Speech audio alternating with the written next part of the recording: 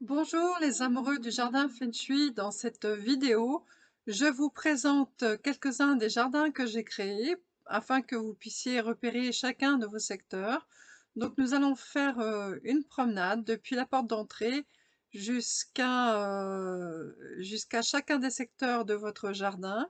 Comme ça, vous pourrez prendre des idées, avoir des conseils et puis pouvoir composer vous-même les 8 secteurs de votre jardin Feng Shui. À la fin de cette vidéo, je vous donne 7 conseils supplémentaires pour aménager votre jardin tout de suite et maintenant. Des conseils essentiels que vous pouvez appliquer vous-même et qui sont très simples. Vous verrez, c'est très, très facile à faire. Je vous engage encore une fois à vous abonner à notre chaîne et pour ne rien louper des nouvelles vidéos, activez la petite cloche et tout de suite je vous retrouve de l'autre côté de l'écran pour vous parler de l'entrée et partir de ce point. À tout de suite! L'entrée de la maison ou l'entrée du jardin, c'est votre zone d'accueil. C'est une zone qui va refléter votre personnalité. Si vous regardez, la photo de gauche, avant la proposition d'aménagement, que vous voyez, sur la droite, qui est un visuel, vous verrez que cette entrée, elle est bien triste et elle ne reflète pas du tout la personnalité des gens qui habitent le lieu. Donc sur la partie droite, effectivement, il y a des petites choses qui ont été revues, comme, les éclairages, le sol, un ajout de seuil de porte, et puis bien sûr des poteries et des plantes pour donner de l'énergie à cette, entrée. Donc l'entrée doit être, claire, aérée, structurée, rangée et bien sûr être en phase avec vous-même. L'entrée en Feng Shui, c'est la bouche d'énergie, c'est par là que rentre, l'énergie dans une maison. Donc elle va entre guillemets, symboliser la santé, de toute la maisonnée. Et chaque orientation aura un goût différent. Par exemple, une entrée est sera beaucoup plus bois, une entrée ouest beaucoup plus métal. Mais ça, vous pourrez voir tous ces détails dans mon livre Mon jardin Feng Shui et moi. Donc le premier principe de base va être de capter cette énergie positive que l'on nomme le qi pour la faire entrer et aussi pour la faire rayonner dans toute la maison. Dans un deuxième temps, on va essayer de voir à quel point, on va essayer de ressentir à quel point nous imprégnons de notre énergie personnelle tout ce qui nous entoure. C'est pour ça que je vous conseille de personnaliser votre entrée, parce que bien souvent, les entrées ne sont pas choyées. Les gens travaillent plutôt leur jardin à l'arrière de la maison ou sur le côté, dans les parties qu'on ne voit pas, mais la zone d'accueil n'est pas assez travaillée. Donc, une entrée ne doit pas ressembler à une autre, elle doit vous ressembler à vous. Et en fait, elle va apporter, le bien-être, à tout le monde, c'est-à-dire aux gens qui habitent, le lieu, mais aussi aux gens que l'on reçoit. Voici un autre principe très important pour la porte d'entrée. Ce jardin, s'appelle, le jardin plume de Pan. Face à cette porte d'entrée, on n'avait, aucun dégagement. Et on avait les véhicules qui venaient se garer jusque-là. Donc du coup, on a ouvert la perspective pour amener le regard jusqu'au fond du jardin où on a pu admirer, une sculpture et des arbres qui sont magnifiques. On a créé une terrasse en forme d'arrondi qui, est réservée uniquement aux piétons, donc les véhicules ont été parqués ailleurs. Et sur cette terrasse, il y a un éclairage spécial, qui met en valeur une autre sculpture qui est à l'entrée et qui est imposante, mais aussi, surtout, qui se prolonge jusqu'au jardin, jusqu'à la deuxième œuvre. Alors pourquoi, l'éclairage? C'est très important dans une entrée d'avoir de l'éclairage. Si vous n'avez pas d'éclairage dans votre entrée, je vous conseille de remédier à cela en prévoyant un éclairage, même, avec un détecteur, de mouvement. En Feng Shui, on aime bien aussi, quand, l'énergie est beaucoup plus yin l'hiver, laisser un petit peu l'éclairage allumé, le soir. D'abord pour accueillir les visiteurs, c'est bien plus sympathique et ensuite ça permet de redonner de l'énergie yang, à la maison qui en manque, à cette période. Dans ce jardin d'abondance situé au sud-est, nommé, le jardin de l'île de l'Érable, il nous faut évoquer, la structure qu'est le pont, parce que nous allons parler de l'eau et de cet élément dynamique, qui est toujours, omniprésent dans cette partie du jardin. Donc vous voyez bien entre la photo de gauche où le pont, est entouré, de végétaux moribonds, et la photo de droite, il y a une réelle différence. Donc on passe d'un jardin qui est complètement, mort à un jardin qui est plein de vie. Bien sûr, nous avons restructuré le pont pour lui donner un look, différent, c'est-à-dire qu'on a tout simplement enlevé les rambardes. On a réduit un petit peu la largeur aussi pour qu'il ait de belles dimensions feng shui et on a changé, la couleur.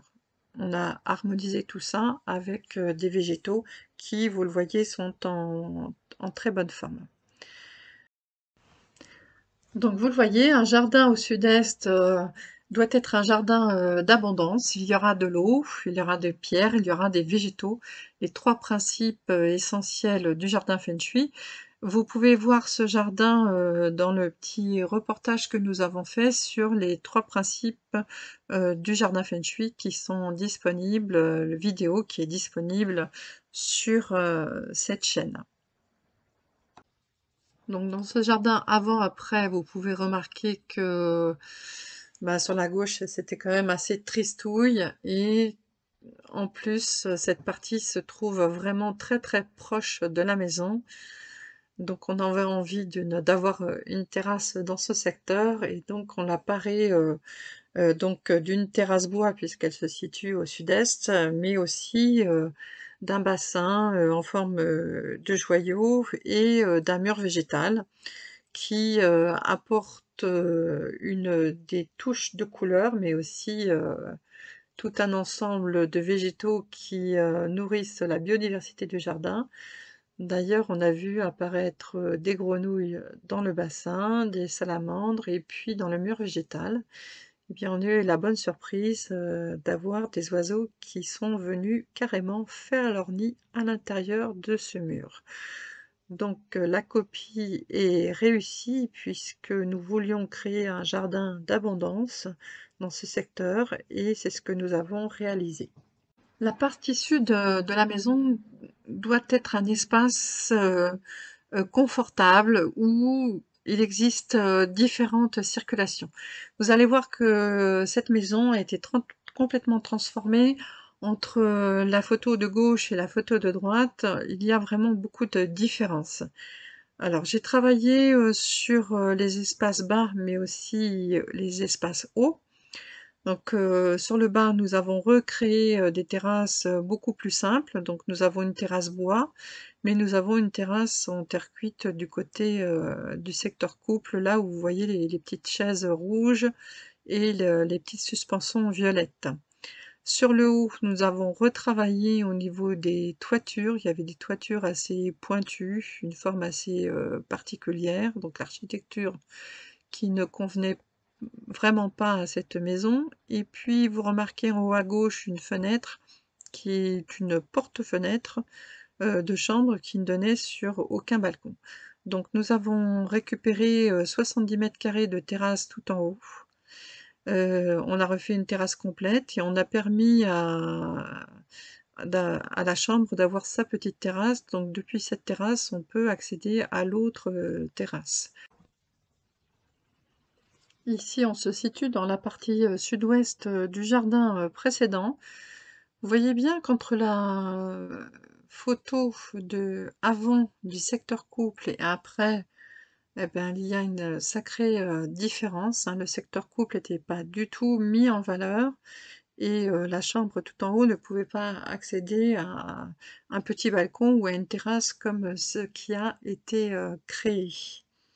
Donc le sud-ouest, ça représente la femme et les relations que vous pouvez avoir avec, votre famille, vos amis, votre entourage professionnel, vos voisins ou vos autres relations, si vous allez au club de qigong ou, au tennis ou autre chose. Donc ici, il convient, surtout de s'accorder avec, la féminité. Donc c'est ce que nous avons créé, un endroit beaucoup plus féminin. Vous voyez, que, par exemple, les végétaux ou les poteries, s'harmonisent avec, cet élément. Donc c'est un endroit rêvé pour un jardin de style anglais, romantique, avec des grimpantes sur les façades et des poteries. En feng shui, il est recommandé que le potager ou le verger soit placé à l'ouest, dans le secteur, des récoltes.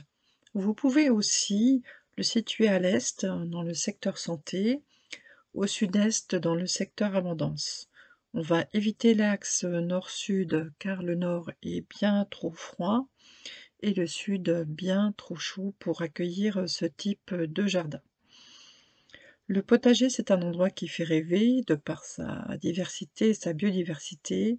Il apporte de l'abondance. On peut y planter des simples, des herbes médicinales, des petits fruitiers et de plus grands fruitiers. Pour répondre à la demande, des habitants, j'ai créé un jardin potager de type asiatique. Donc on se retrouve ici avec une configuration de structure en forme d'autogone qu'on appelle pakwa, qui met en relief une pagode, qui est une copie exacte d'une œuvre originale, du XVIIIe siècle. Je voudrais surtout vous parler, dans ce jardin, des structures intérieures, c'est-à-dire de l'arche en bambou ou de la porte de lune, qui fait un simple cintre, mais qui vous invite à découvrir, ce lieu. Donc je vous invite à créer, dans votre jardin des endroits que l'on va découvrir, grâce à des structures telles que celle-ci. Là, c'est un mur en bambou, il y a une porte de lune, mais vous pouvez créer, différents passages avec, des choses qui sont très simples, comme des branchages, entrelacés dans lesquels vous pouvez faire grimper des plantes et sous lesquels vous pouvez passer pour aller d'un endroit à un autre. Donc je vous invite à faire ce genre de choses. Ici, donc on se situe dans un secteur, nord-ouest, c'est le secteur, du voyage, donc on peut tout imaginer. Ici, le jardin de l'ouest, c'est vraiment pas valorisé parce qu'il y avait cet endroit qui était en contrebas, très humide et infréquentable. Nous avons, donc, opté pour, créer un passage un petit peu, secret avec, des plantes, grimpantes et des plantes odorantes tout autour, d'un entrelac, d'arches. Donc c'est exactement le même endroit, donc qui a été retravaillé. Le passage a été fait grâce à des pavés qui ont été récupérés sur place et au bout, vous pouvez entrevoir, il y a un petit banc pour, s'asseoir et pouvoir admirer, le jardin depuis l'arche. Sur la droite de ce petit banc, on a créé un petit escalier de façon à pouvoir passer dans l'autre partie du jardin et pouvoir créer une circulation qui n'existait pas. Donc quelquefois la topographie d'un jardin, peut-être, vous pensez que la topographie de votre jardin n'est pas, optimale, mais soyez sûr qu'un paysagiste va en faire, quelque chose. Ici, on propose, donc, d'aménager une terrasse, en forme de mandala, on dira. C'est une création que j'ai déjà réalisée, pour, quelqu'un qui, fait, du yoga. Ici, il s'agit d'une thérapeute, d'une naturothérapeute. Donc bien sûr, on prendra un autre dessin que celui que vous voyez, mais c'est juste pour nous donner une idée de ce qu'on peut faire de l'entrée, de ce jardin qui se situe à l'ouest. Donc on est complètement dans les énergies de l'ouest, les arrondis, les dessins créatifs et les, coloris, qui vont bien avec, ainsi que, les plantes odorantes qui sont, proposées, sur ce visuel.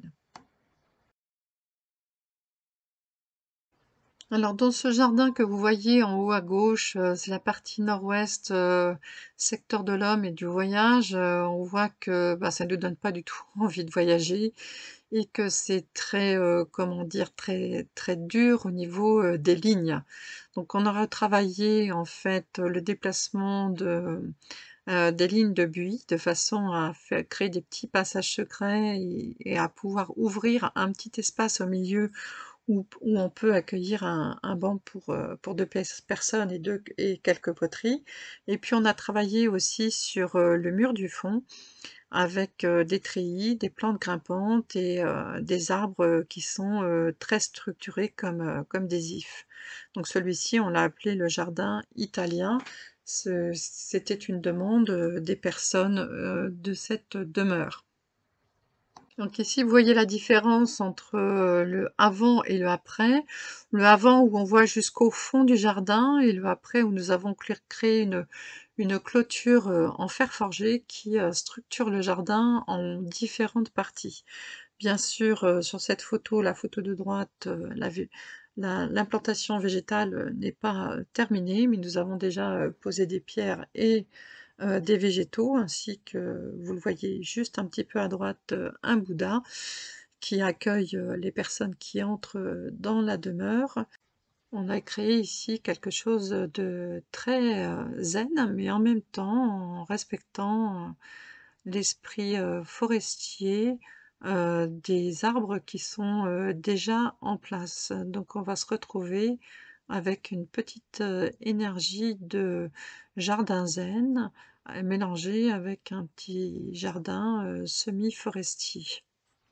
La photo précédente vous donnait un petit peu un avant-goût de ce qu'était un jardin, zen. Donc le jardin zen, on aime bien l'installer, dans différents endroits, au nord-est, au nord-ouest, mais aussi, il est possible de l'installer dans d'autres parties. Et vous voyez bien que même dans un petit espace comme ça, qui est surtout une rampe, de garage, on va pouvoir, aménager, entre avant, après, quelque chose de complètement différent au niveau de l'ambiance. Les bambous qui sont à l'arrière, du visuel, que vous voyez sur la droite, ne font pas partie de la propriété, mais appartiennent à la maison, d'à côté. Et le fait d'implanter une simple clôture, de bambou permet à l'œil, d'aller plus loin, dans son regard et on a tout à fait l'impression que tous les végétaux qui sont à l'arrière de cette clôture appartiennent à cette maison. Donc pour l'ouverture, d'un centre de yoga, nous avons créé donc, ce mandala, pour, faire, de cet espace d'accueil un bijou, qui a un lien avec l'activité, de la personne qui, exerce ici. Donc cette terrasse mandala s'est invitée ainsi que des mini terrasses et vous voyez un petit peu comment on trace au départ et on place, nos différents éléments avant de, remplir et de colorer, cette terrasse. Et donc le fait de pouvoir passer d'une petite terrasse à une autre, on crée ainsi des pas japonais d'une forme, originale. Ici, vous avez un endroit de passage qui, au départ, n'avait absolument aucun intérêt pour, les habitants du lieu puisqu'ils avaient, bien plus de mètres carrés dans leur jardin que dans ce petit espace. En fait, dans le jardin feng shui, on ne laisse pas d'espace, au hasard. On peut bien sûr laisser des parties, complètement en biodiversité et je suis pour laisser des parties, en biodiversité. Mais là, ici, vous voyez qu'entre la photo gauche et droite, à gauche, c'est plutôt, du bazar, enfin des choses qui ne sont pas rangées et puis une simple pelouse et rien d'autre. Donc nous avons restructuré ça avec, donc un passage et des terrasses et au lieu de créer un seul, jardin dans cette partie-là, en fait, il y en a 2. Il y en a un premier que vous voyez là où il y a le banc, où on peut s'asseoir, lire, tranquillement et il y en a un deuxième un peu plus loin, vous voyez une petite arche arrondie verte au fond et là, c'est un jardin de poterie, italienne et sur le côté gauche, on a même créé un troisième petit endroit. Là, vous voyez, les bambous et une sorte d'étagère. Là, on a créé un endroit où, on a des petits fruitiers dans des bacs et on a aussi une fontaine qui permet de se servir de l'eau si on en a besoin. Donc pour résumer, il est très important pour vous de travailler, ces endroits de passage et si vous avez un jardin qui n'est pas plus grand qu'un mouchoir de poche comme ici, il devient important de savoir un petit peu ce que vous allez y faire et ne pas se retrouver, très proche de la rue. Vous voyez bien qu'au fond, il y a un portail qui donne directement sur la rue et qu'après avoir fait l'aménagement, ben, on ne distingue même plus ce portail, ce qui fait que, quand les gens, passaient dans la rue, ils voyaient jusqu'au fond du jardin, mais maintenant, ils voient quelque chose de joli puisqu'ils voient le jardin italien avec les poteries, mais ils ne vont pas aller plus loin, dans leur vue dans leur regard que cet endroit où vous voyez le banc. Ils ne verront pas à partir de là, ils ne verront pas ce qui se passe à l'arrière. Avant de vous donner, les quelques conseils que je vous ai promis en début de vidéo, je voulais vous montrer ici un petit peu le style, de plan que je réalisais.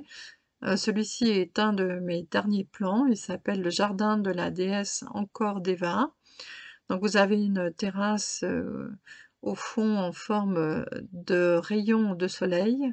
Vous avez tout un passage de pas japonais avec un petit pont, un côté, qui est très, un passage qui est très serré et qu'il faut harmoniser avec des couleurs puisqu'il se situe au sud.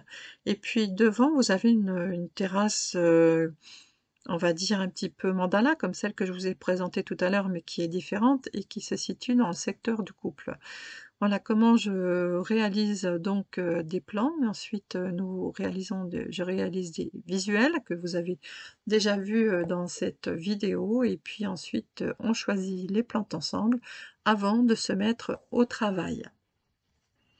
Alors je vous conseille aussi, si vous en avez envie, de lire, mon livre «Mon jardin feng shui» parce que ça fait plus de 13 ans qu'il se vend et c'est la deuxième édition. Nous avons simplement changé, rajeuni quelques photos. On n'avait rien changé par rapport à la première édition, mais nous avons rajeuni quelques photos puisque depuis, bah, j'ai quand même travaillé un petit peu et j'ai fait quelques jardins. Et dans ce livre, vous aurez, toutes les bases et tout l'essentiel pour, créer votre jardin feng shui. Voici les premiers conseils que vous attendiez, pour, votre jardin feng shui. Alors le premier conseil, rangez toutes les zones à bazar, du jardin. Alors faites ça petit à petit, ne vous épuisez pas si, tout est, encombré. Commencez par une partie, celle qui vous pose peut-être, un souci en ce moment. Si par exemple, vous avez, un problème relationnel avec quelqu'un, eh bien je vous conseille de ranger le secteur sud-ouest et aussi de ranger le secteur nord-est du jardin et vous verrez que les choses vont s'améliorer pour vous. Le deuxième conseil, observez votre entrée du jardin et votre entrée de maison et mettez-les à votre goût. Troisième conseil, listez tout ce que vous auriez envie d'avoir dans votre jardin. Il est très important de savoir ce qu'on a envie d'avoir dans son jardin et de pouvoir le faire évoluer au fur et à mesure du temps selon ses envies de tout de suite et maintenant. Quelquefois, on a trop de projets, on n'arrive pas à les réaliser, ou alors on a trop de projets, on n'a pas l'espace pour les concrétiser. Dans ce cas-là, il vaut mieux lister et voir ce qu'il est raisonnable de faire dans son espace. N'allez pas faire une très grande piscine dans un tout petit jardin. Optez plutôt pour un jacuzzi ou un petit bassin naturel. Ça prend un petit peu de place, mais ça peut le faire aussi. Quatrième conseil, prenez le plan de masse de votre jardin. Vous pouvez aller sur cadastre.gouv, je vous mettrai le lien sous la vidéo si vous n'avez pas votre plan de masse. Donc vous allez sur ce site, vous tapez votre adresse et vous allez avoir votre plan de masse. Donc vous l'imprimez et ensuite vous partagez tout simplement votre plan de masse en 9 secteurs. Donc une règle, un crayon, une gomme, on fait 9 secteurs. Ensuite, cinquième conseil, lorsque vous avez votre plan de masse, vous allez noter tout ce qui vous satisfait et tout ce que vous n'aimez pas dans ces 9 secteurs. Et puis, vous allez pouvoir envisager des solutions pour les parties dont vous êtes les moins satisfaits. 6e conseil, donc comme vous avez toujours votre plan de masse et vos 9 secteurs, vous allez pouvoir noter les formes, les couleurs et les matériaux utilisés dans chaque secteur et vous allez, constater tout simplement si c'est trop yin, c'est-à-dire sans vie ou trop yang, trop ouvert, trop bruyant, trop criard et à ce moment-là, vous allez pouvoir rééquilibrer. En dernier lieu, notez au fur et à mesure du temps ce que vous avez réalisé et les bienfaits que vous avez reçus. Et si vous voulez aller plus loin, vous avez page 137 de mon livre, en lien ci-dessous, une fiche d'observation à utiliser pour chaque secteur. Alors ça, c'est une fiche beaucoup plus complémentaire que les 6 conseils, pardon, que je viens de vous donner. Je vous souhaite maintenant d'être très heureux au jardin, Feng Shui et si, ça vous a plu, ben, n'hésitez pas à liker, abonnez-vous, cliquez sur la cloche pour ne rien louper des nouvelles vidéos et je vous retrouve très bientôt.